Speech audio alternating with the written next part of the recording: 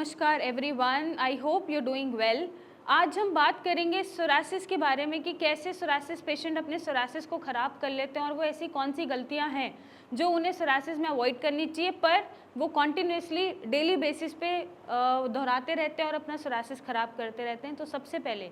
Psoriasis के patient stress बहुत लेते हैं क्योंकि बीमारी ऐसी है, आई कैन अंडरस्टैंड, वो झेली नहीं जा सकती या फिर बीमारी को झेलना, सोरासिस को झेलना अपने आप में ही एक बहुत बड़ा, मैं एक्सप्लेन भी नहीं कर सकती क्योंकि जैसे मैं पेशेंट देखती हूँ और उनकी हालत देखती हूँ, मैं आपका दर्द समझ सकती हूँ कि सोरासिस को झेलना बहुत आसान नहीं होता। और जो सोरासिस के साथ जी रहे हैं उन्हें हैट्स ऑफ है कि वो अपनी बीमारी को एक्सेप्ट करके जी रहे हैं और उससे लड़ रहे हैं।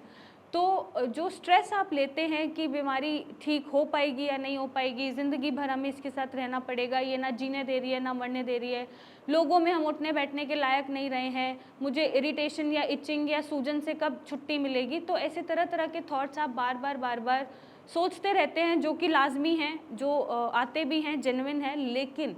आप अपनी बीमारी को थोड़ा सा भूलने की कोशिश करें। आप इतना कॉन्स्टेंटली मत सोचिए, ओवर थिंकिंग मत लाइए। और जब आप बीमारी को थोड़ा भूल के जीने की कोशिश करते हैं और उसको एक्सेप्ट कर लेते हैं, लोगों से पहले आपको एक्सेप्ट करनी पड़ेगी, तो आप उसे अगर एक्सेप्ट कर लेते हैं और उसके बारे में बार बार नहीं सोचते हैं तो आपका सोरासिस कम होना शुरू हो जाता है। तो अगर आपको ऐसे थॉट्स चल रहे हैं बार बार, तो आप इनको थोड़ा सा कम करिए, अपने आप को कहीं डाइवर्ट करके रखिए, या योगा, मेडिटेशन कुछ ऐसा करिए, डांस करिए, बाहर घूमिए, वो कुछ भी करिए जिससे आपको खुशी मिलती है या आप डाइवर्ट होते हैं।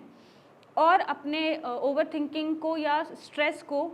ओवरकम करें ताकि सोरासिस में आप ये गलतियां ना दोहराएं और सोरासिस को आगे ना बढ़ने दें। दूसरी चीज़, सोरासिस के पेशेंट क्योंकि सोरासिस में बहुत ड्राई स्किन हो जाती है,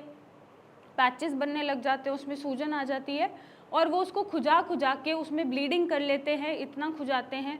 और ब्लीडिंग के बाद जब वो वुंड खुल जाता है तो उसमें पस पड़ जाता है। ये बहुत कॉमन मिस्टेक है जो मैं सोरासिस के पेशेंट में देखती हूँ। तो अगर आपको ऐसे क्रैक्ड स्किन हो रही है और बहुत खुजली हो रही है, तो सबसे पहले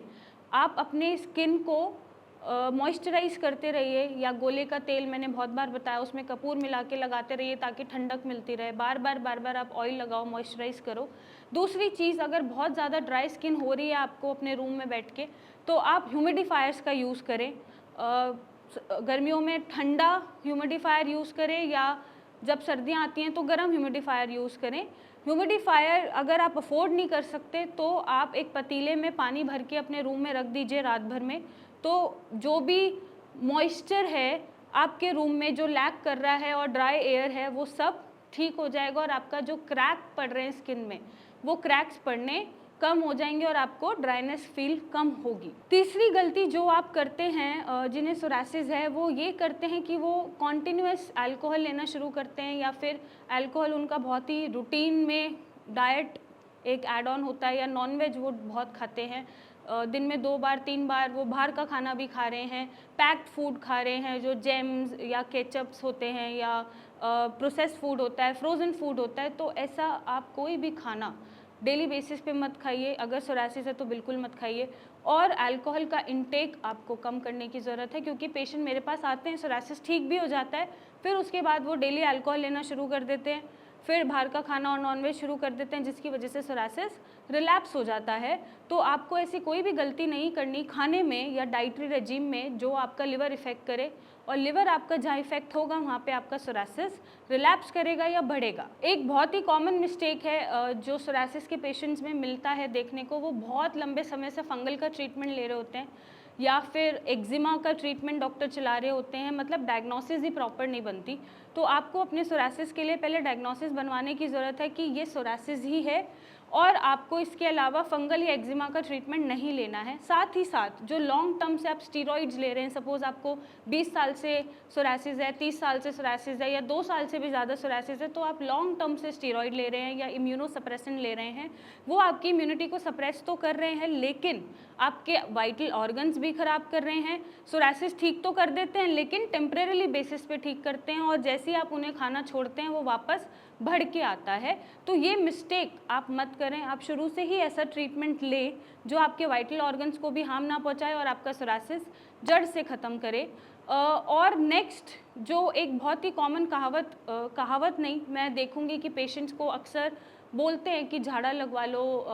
ये फुकवा लो, किसी की बुरी नज़र है, पता नहीं कौन से कर्मों की सज़ा या कर्मों के पाप हैं। तो ऐसे कोई भी मिथ्स अगर आपको सुनने में आते हैं, अगर आप रूरल एरिया से बिलोंग करते हैं, तो आप ऐसी कोई भी बातों पे ध्यान नहीं देंगे। ये बीमारी कुछ किसी का गलत करने से नहीं होती है, सिर्फ एक ऑटोइम्यून बीमारी है, अंदर से आ रही है। ठीक है, किस्मत ख़राब हो सकती है, लेकिन इसका ये मतलब नहीं कि आपको कहीं झाड़ा लगवाने जाना है या किसी को कुछ भी ऐसे कोई भी चीज़ें करने की, एक्टिविटीज़ करने की ज़रूरत है जिससे आपका सोरासिस ठीक हो जाएगा। ऐसा कुछ भी नहीं होगा। ये सिर्फ मिथ्स हैं जो आपको फॉलो करने की ज़रूरत बिल्कुल नहीं है। नेक्स्ट बहुत ही कॉमन मिस्टेक, अक्सर सोरासिस के पेशेंट पानी कम पी रहे होते हैं, जिसकी वजह से भी उनको स्किन ड्राई फील होती है या इचिंग ज़्यादा होती है। तो आप पानी, अगर प्यास लगती है तो बहुत अच्छी बात है, अगर नहीं भी लगती है तो ज़बरदस्ती आप पानी पीजिए ताकि आपकी बॉडी हाइड्रेटेड रहे और आपकी स्किन में ड्राइनेस, जो कि सोरासिस में बहुत कॉमन है, वो कम हो।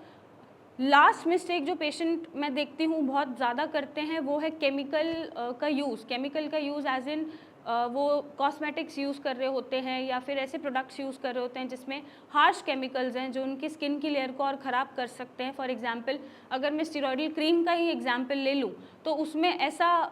सॉल्ट है जिसका नाम हमें अलाउड नहीं लेना, बट ऐसा सॉल्ट होता है उसमें कि जो आपका सोरासिस ठीक करते करते उस पर स्ट्रेच मार्क्स दे देता है, आपकी स्किन को एकदम जला देता है और उसका जो एपिडर्मिस है, स्किन का जो आउटर मोस्ट लेयर है, वो ख़राब हो जाती है। मेरे पास कुछ पेशेंट भी मैंने ऐसे देखे हैं जिन्होंने ग्राफ्टिंग कराई है या फिर इसकी छोटी सी सर्जरी कराई है, क्योंकि उनके इतने स्ट्रेच मार्क्स थे बॉडी पे कि उनको ख़राब लग रहा था और उन्होंने अपनी विलिंग से वो सर्जरी कराई कि मैम मैं ऐसे खुद को देख नहीं सकती, तो मुझे सर्जरी करानी पड़ेगी। तो ऐसे कोई भी केमिकल्स का यूज़ ना करें या क्रीम्स का यूज़ ना करें जिससे आपकी बॉडी पे स्ट्रेच मार्क्स पड़ते हों और आपकी स्किन पूरी ऊपर की जो एपिडर्मिस लेयर है वो ख़राब होती हो। और अगर आपको सोरासिस अपना जड़ से ठीक करना है, सही तरीके से ठीक करना है, हमेशा के लिए ठीक करना है, तो नीचे दिए गए नंबर पे हमें फ़ोटोज़ भेजिए, मेरे डॉक्टर की टीम से कंसल्ट करें, मुझसे आके मिलें और अपने सोरासिस का सही दिशा में इलाज पाएँ। So thank you and take care.